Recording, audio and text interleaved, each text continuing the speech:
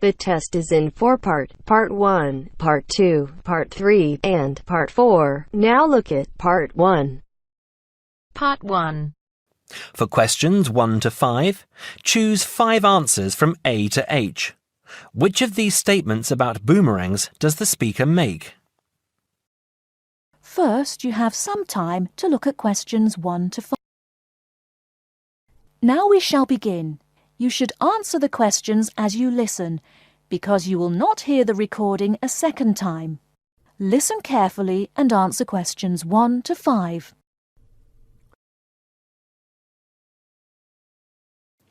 Most people probably don't realise what a clever thing a boomerang is. People think they're just toys or something used for sport. In fact, they were the very first objects made by human beings that were heavier than air and could fly. They were used for weapons and for hunting. The oldest Aboriginal boomerangs date back to 10,000 years ago. At that time, they would have been very advanced in terms of technology. The remains of boomerangs have been found in North Africa, India, and parts of America, but it's the Aboriginal boomerang that everyone knows about. When it's thrown correctly, it follows a curved path and comes back to where it was thrown from. Some boomerangs are only about 10 centimetres long, but the biggest can be over 2 metres. Not all boomerangs are designed to come back to the thrower. Hunting boomerangs, some of which are still used by Aborigines in Australia, are designed as flat throwing sticks and are used for hunting. These boomerangs that followed a straight path and flew very fast were actually more difficult to make, and it could be that the famous returning boomerang was actually invented by accident as attempts were made to develop a faster hunting weapon. Nowadays, boomerangs are made mainly for tourists. It can be quite difficult to learn to throw one so that it comes back to you, and you may need a few lessons before you can do it properly. Before you hear the rest of the conversation, you have some time to look at questions 6 to 10. Now listen and answer questions 6 to 10. Of course, it's not really clear who exactly invented the television. A number of different scientists and inventors were working on similar projects at the same time, but a man from my country, John Logie Baird, is the man who created the first working television system. He first demonstrated his invention to the public in 1925. At one of London's most famous department stores, Logie Baird demonstrated how silhouette images could be seen to move on a screen. In 1926, he demonstrated his invention again, this time at his laboratory to the Royal Institute and to reporters from the Times newspaper. The quality of the projected image had improved greatly, and the event is considered to be the first real demonstration of a television system. In 1928, Logie Baird developed his invention and demonstrated the first transmission in colour. That is the end of Part 1. You now have half a minute to check your answers.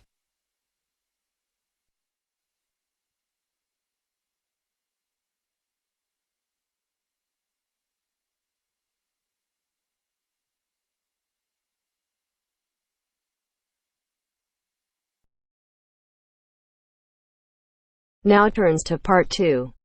Part 2. You are going to hear a conversation between an interviewer and a professor. First, you have some time to look at questions 11 to 16. Now, listen carefully and answer questions 11 to 16. Today I'm here with Professor Nittick, who is our new university president. He has been a professor for 20 years and teaches many of the best classes on campus. I know many of you have had him as a teacher and know of his brilliance. Good morning, Professor Nittick. Thank you for stopping by the student station. Thank you for having me here. It is always great to get to meet many of the students who are involved with our school. I haven't been here since 2 years ago.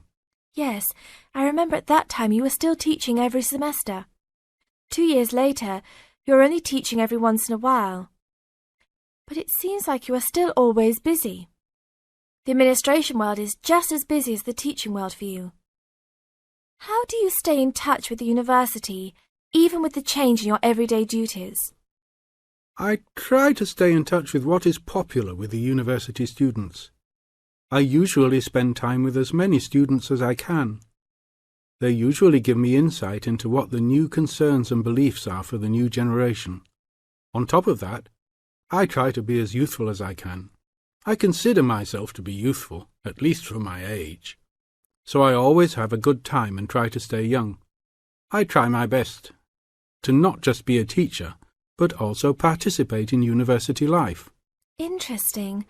So, are you still doing lots of academic work, or are you mostly concentrating on administrative affairs? Well, I mostly do administrative affairs now, but that doesn't mean that I still don't have a very deep interest in academic matters. I often visit other campuses around the world and meet other professors in my field. I learn the most by travelling and seeing the different places of the world and the different fields of thought. I even did a television programme last month in Manchester. Will you be on television any time soon then? Well, you can call the television station and see if I will be on television any time soon. Maybe I will be on the news report. I don't think it is really that significant, though. Oh, really? That sounds great. I will remember to look out for you. Let's move on. With all your busy travelling recently, how do you find time for your personal life? I try to keep my university life separate from my personal life. Sometimes it's hard to find time to just take my wife and 3 kids out for a family dinner, but usually we all manage to get together every few days. I'm taking a few weeks off next month to take my family down to South America, to Brazil for a few days. I can't wait to just sit on the beach. Wow, that sounds like a wonderful trip. Professor Nittick, could you tell the audience a little about what goes on in an average day of a university administrator? An average day? Oh, I don't think there is such thing as an average day for me. The last few weeks I've been travelling all the time. I can be in Los Angeles in the morning and in New York by the afternoon and back to Los Angeles by the evening. Sometimes I will spend the whole week at a new university, showing the new administrators the ins and outs of running a university. Sometimes I can spend the whole day in the office on the phone, so there really is no average day for me. I guess that is because I do so many different tasks. Sorry to let all the viewers down, but that is the plain truth. Before you hear the rest of the talk, you have some time to look at questions 17 to 20. Now listen and answer questions 17 to 20. Well, I guess I can sum it up for them. You are a busy man. That is probably a good description. So, are there any immediate plans for the coming few weeks? Well, I'm in Los Angeles for the next 2 days, and then I fly to Colorado to meet a new prospective professor for our university. I will be in Colorado for about a week. Then I go to Japan for the next 10 days to meet with our university branch in Japan about record sales there. After that, I return to Los Angeles for a week, just in time for the graduation of the class of 2001. There you have it, my next month's schedule. Thank you very much, Professor Nittick. I always enjoy having you on our show. We hope to have you back on our show next time. That is the end of part 2. You now have half a minute to check your answers.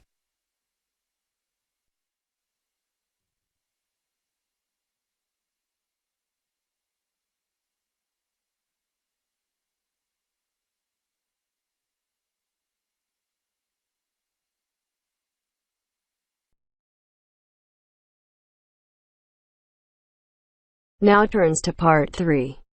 Part 3. You'll hear a conversation between the tutor and two students about the presentation. First, you have some time to look at questions 21 to 26. Now listen carefully and answer questions 21 to 26. Good morning, everyone.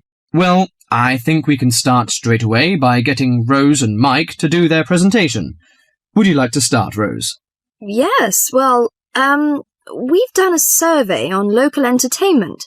Basically, we try to find out how students feel about the entertainment in the town and how much they use it. Yes, so we've called our project Out and About. Yes, that's a good title, Out and About. We wanted to find out how well students use the entertainment facilities in town, whether they go to see the latest plays, films, that kind of thing. Now we have our own facilities on campus, of course. Yes, we deliberately omitted those, as we really wanted to examine outside entertainment in the town. Actually, there were a lot of areas to choose from, but in the end we limited ourselves to looking at 3 general categories: cinema, theatre and music. Right. Okay, well, first of all, cinema. In the town there are 3 main places where you can see films. There's the new multi-screen complex cinema, the Old Park Cinema, and the Late Night Odeon. So if you look at this chart, in terms of audience size, the multi-screen complex accounts for 75% of all cinema seats. The Park Cinema accounts for 20% of seats, and the Late Night Odeon has just 5% of seats. As you probably know, the complex and the park show all the latest films, while the Late Night Odeon cinema tends to show cult films. So when we interviewed the students, we thought the complex would be the most popular choice, but surprisingly it was the Late Night Odeon. Yeah, and most students said that if they wanted to see a new film, they waited for it to show at the old park, because the complex is more expensive and further out of town, so you have to pay more to get there as well.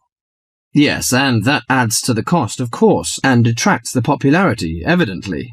Well, next we looked at theatres. The results here were interesting because, as you know, there's a theatre on campus which is popular, but there's also the Stage Theatre in town, which is very old and architecturally beautiful, and there's the large modern theatre, the Ashtop, has recently been built. So you just looked at the 2 theatres in town? Yes. What was interesting is that there are periods during the year when students seem to go to the theatre and periods when they go to the cinema, and we really think that's to do with budget. If you look at this graph, you can see that there's a peak around November and December when they go to the theatre more, and then a period in April and May when neither is particularly popular, and the theatre viewing seems to fall off virtually, while the cinema becomes quite popular in June and July. I think you're probably right about your conclusion. Before you hear the rest of the talk, you have some time to look at questions 27 to 30.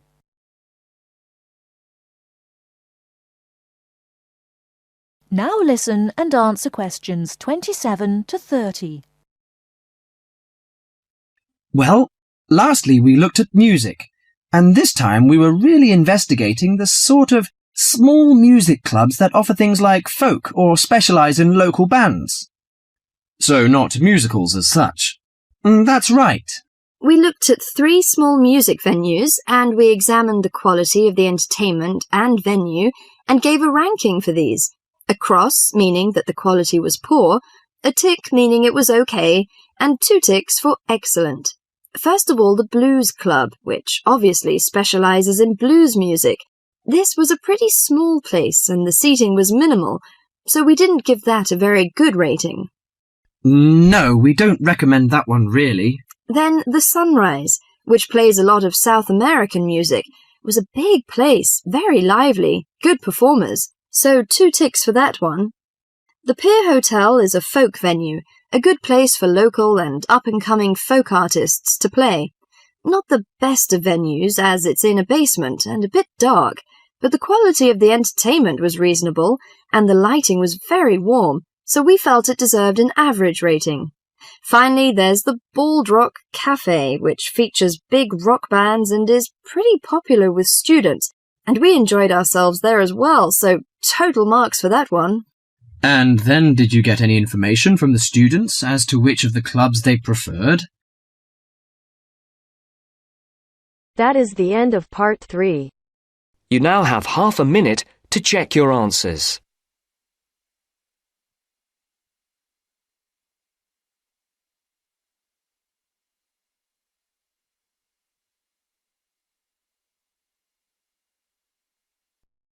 Now turns to part 4. Part 4. You will hear a local radio program giving information about jobs that are available in the area. First, you have some time to look at questions 31 to 40.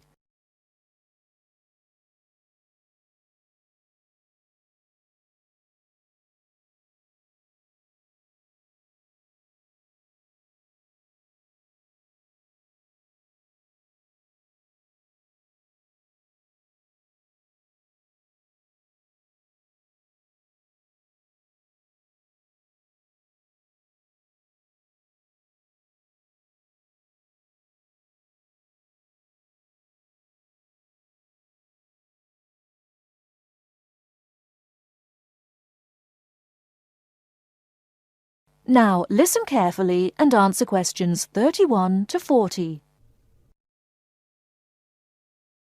Mandy. Good morning, Mandy. What's up in the employment world this morning? Well, Simon, this morning I have 5 jobs that have come in, and the first is for a dental assistant. That's located in Tunbridge, and it's 2.5 days a week, Tuesdays, Thursdays and Saturday mornings. You've got to be at least 25, and the salary is £2,080 per annum, and you've got to be experienced. The second opening is for a florist, and this is according to experience as to wage, and the age is open. The job is in Tunbridge Wells, and the hours are from 9 to 6 Monday to Saturday, and because you're working Saturday, you get a day off in the week. Now, as that's a florist, you must be very experienced in all aspects of floristry and capable of working to a very high standard.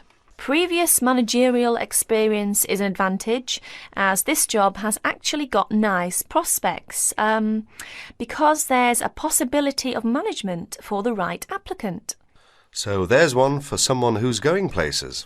What's next, Mandy? Next job then, Simon, is an evening job, and it's for a cleaner. The wage is £25 per week and the age is 30 plus. Hours for this, as it's an evening job, 6 to 8:30 Monday to Friday. So that's a nice job for someone who wants to do something in the evening, Simon.